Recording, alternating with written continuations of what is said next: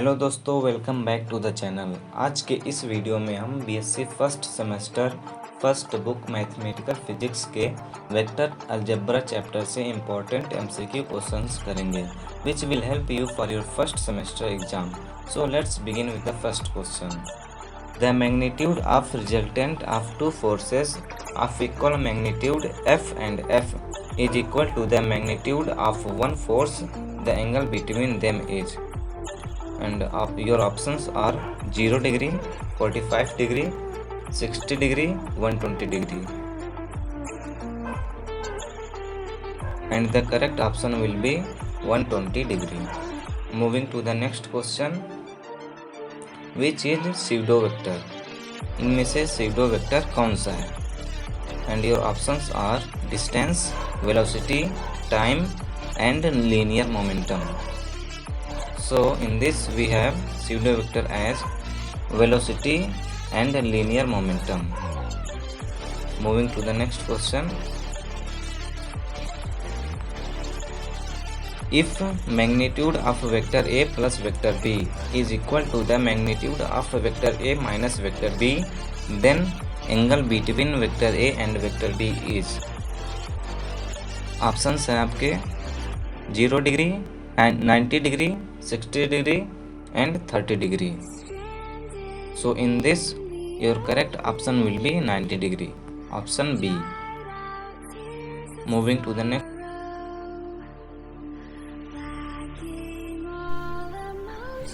if vector A is equal to 5i cap minus 7j cap plus 3k cap and vector B is equal to minus 4i cap plus 7j cap minus ck cap are perpendicular to each other, then the value of C का value find करना है।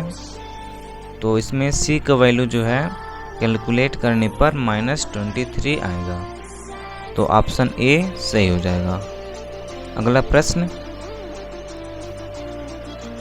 If vector A and vector B are non zero vectors and A cross B is equal to 0, then अगर A cross B 0 है तो उन दोनों vector के बीच का एंगल जो है 0 होना चाहिए।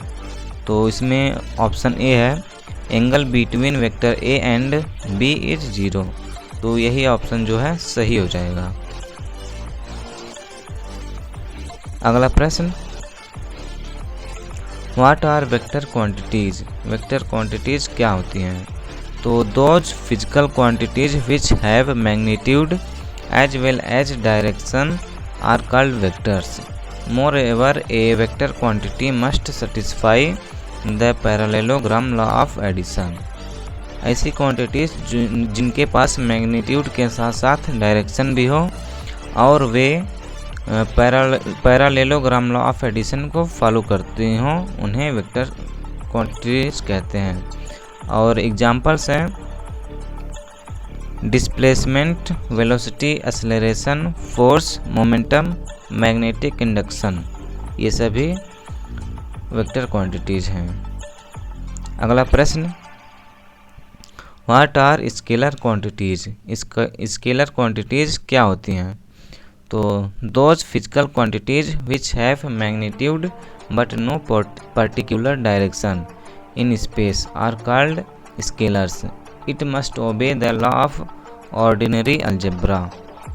ऐसी क्वांटिटीज जिनका केवल मैग्नीट्यूड होता है, उनका कोई पर्टिकुलर डायरेक्शन नहीं होता है और वो लॉ ऑफ ऑर्डिनरी अलजेब्रा को फॉलो करते हों, उन्हें स्केलर क्वांटिटीज कहते हैं। और इनका एग्जाम्पल है मास, वॉल्यूम और टेम्परेचर। अगला प्रश्न, law of scalar addition and multiplication follows. ये कौन से लॉज को फॉलो करते हैं? लॉ ऑफ एडिशन और मल्टीप्लिकेशन कौन से लॉज को फॉलो करते हैं? तो law of commutation, law of association, law of distribution, all of the above. तो law of scalar addition and multiplication जो है ये सभी लॉज को फॉलो करती हैं, तो ऑप्शन डी जो है सही हो जाएगा। अगला प्रश्न, यूनिट वेक्टर। यूनिट वेक्टर क्या है?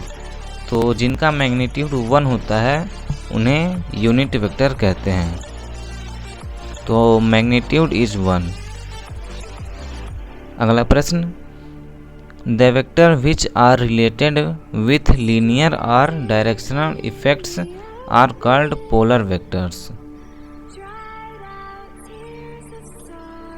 इसमें है the vector which are related with linear और directional effects are called.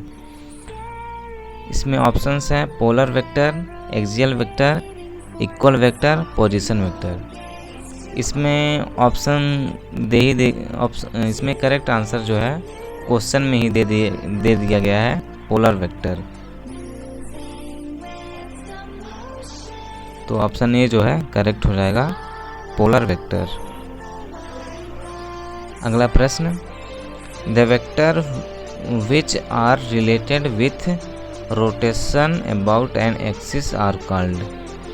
Options हैं axial vector, polar vector, true vector, all of the above. तो इसमें सही आंसर जो है एक्सियल वेक्टर हो जाएगा।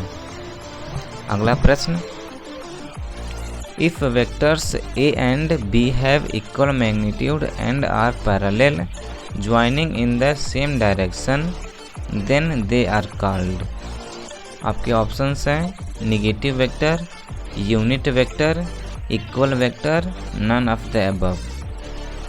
तो इसमें सही आंसर जो है इक्वल वेक्टर हो जाएगा।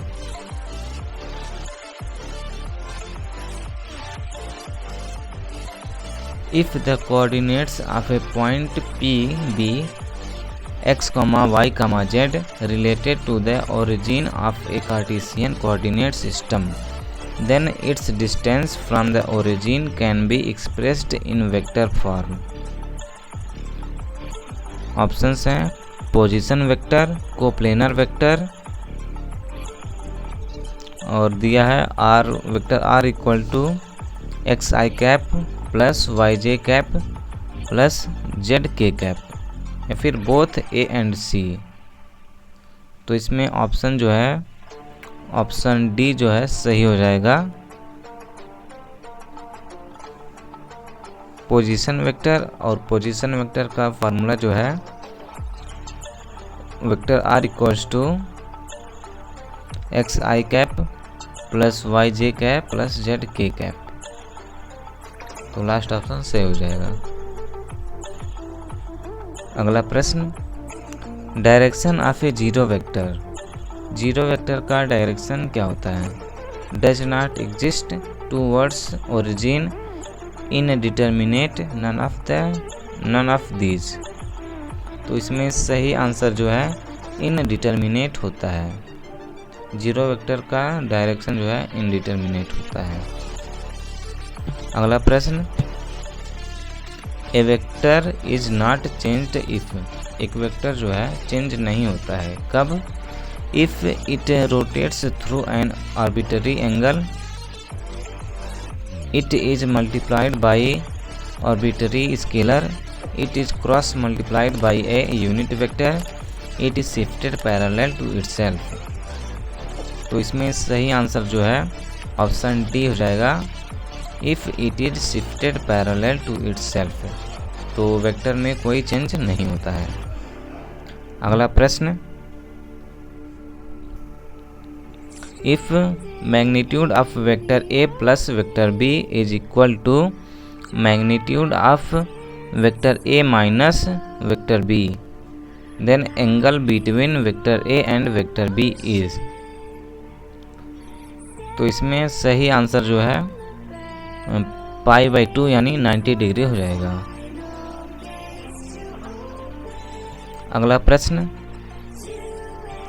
If magnitude of vector A cross vector B is equal to vector A dot vector B, then angle between vector A and vector B is. तो इसमें ऑप्शंस है आपके 0, π/4, π/2, पाई।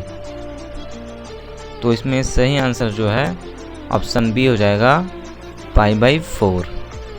अगला प्रश्न, if vector 0.8 i cap plus 0.6 j cap plus c k cap is a unit vector, value of c is, इसमें c का value हमें find करना है, जबकि वेक्टर दिया गया है 0.8 i cap plus 0.6 j cap plus c k cap.